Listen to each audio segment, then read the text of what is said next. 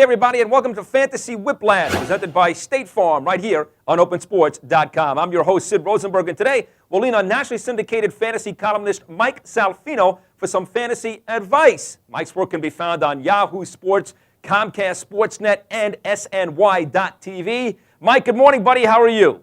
Great. How you doing, Sid? Pleasure to be with you today. Thank you. I'm doing very, very well, and I know you're a big believer in Sabermetrics. I have this argument with my good friend Max Kellerman all the time about the numbers in the game. One of your latest columns, Mike, you focus on the long ball. On one hand, we have guys like David Ortiz, Bobby Abreu, and Russell Martin who still have not gone deep yet this season.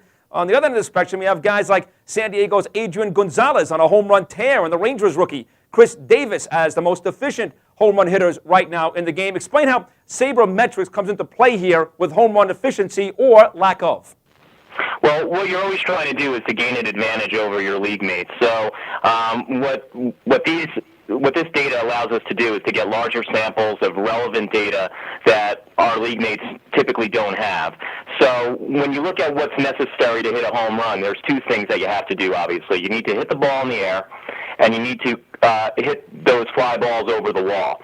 And we have data now for all hitters and for the entire league involving those two things. So we know what batters typically, the percentage of balls in play that are fly balls, and we also know the percentage of those fly balls that end up being home runs for the league in general and for each individual hitter. So it allows us to better spot guys who are outliers. So you talked about Adrian Gonzalez. Right now he's converting 38% of his fly balls into homers. That's a level that really only Ryan Howard has approached in recent history. So is Adrian Gonzalez the strongest hitter in baseball right now, or is he just a little lucky on converting his fly balls? I would say it's most likely the latter, given that Gonzalez last year converted 23% of his fly balls into homers, and if that rate had sustained this year, and those rates are very consistent year to year, just like batting average. Think of batting average. If he had done that this year, instead of having 15 home runs, he'd have about 10. So I would expect Gonzalez, I value him as a 10 home run hitter right now, irrespective of the amount of home runs that he actually has. Very interesting numbers here, Mike. So using that information, you've got David Wright of the New York Mets and Dan Uggla of the Florida Marlins rated as buys right now, even though Wright has just 3 home runs, and Dan Uggla, last I checked, he's below the Mendoza line. Well, everybody right now is down on David Wright because they look at Citi Field and they say this is a tough park for homers. But park factors are overrated. Wright has always played in a tough park for homers, as you know. And let's stipulate that Citi Field will end up suppressing homers by, let's say, 20%. Since he only plays half his games there, that's a 10% expected decline from a neutral playing environment. So if you thought Wright was a 30 home run hitter, you'd expect 27 now. No ballpark is going to turn David Wright into Dave Magadan.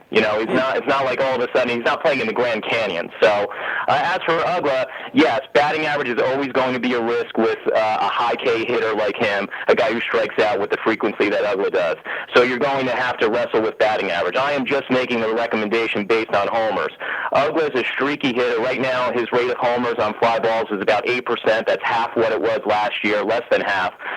That hot streak is coming, and Uggla's going to go on a tear where he hits, maybe 10 or 15 home runs in 40 or 50 games, and you want to have him rostered when he does that.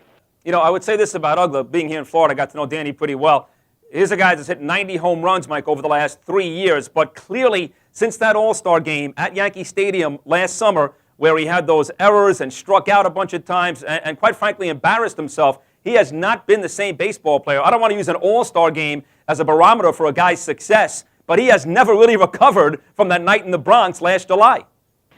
Well, that's true. If you look at his stats, people often cite how he's done since the All-Star break. That's kind of a point in time. But what we have to be concerned with and careful about is that some of these time frames are arbitrary. They may seem significant to us, even a full season, or, last year at the All-Star break compared to now. But really, you're better off looking at a player's entire career to get a sense of who they are. And unless age or injury are a factor, it's best to kind of, like we did when we were kids, turn over the back of the baseball card and expect the player to perform at that level prospectively.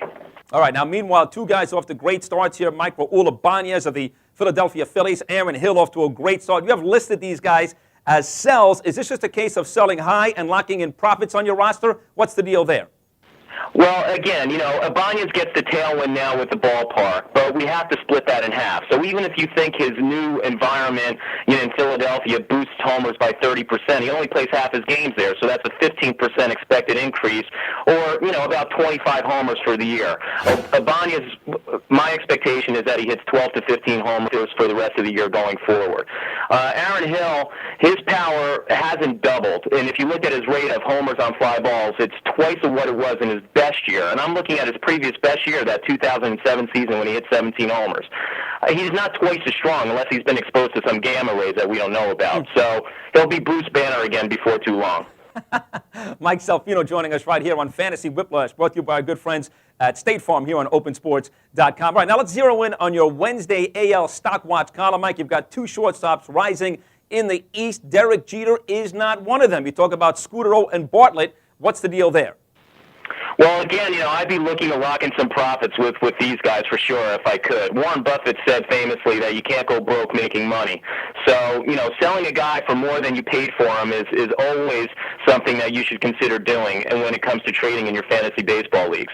Bartlett's batting 5th right now for the Rays, and his power rate, that home run to fly ball ratio that we've talked about, has quadrupled versus his career averages. Maybe he's Peter Parker, but, probably not. Scutaro, he leads the league in runs and walks, but he's 33 and thus too old to have made a quantum leap. So I'd expect a major correction for Scutaro going forward, although I do respect him as a player, but unlike Bartlett, who at least gives you those certifiable steals, I do believe Bartlett's speed, especially given the Rays' propensity for stealing bases.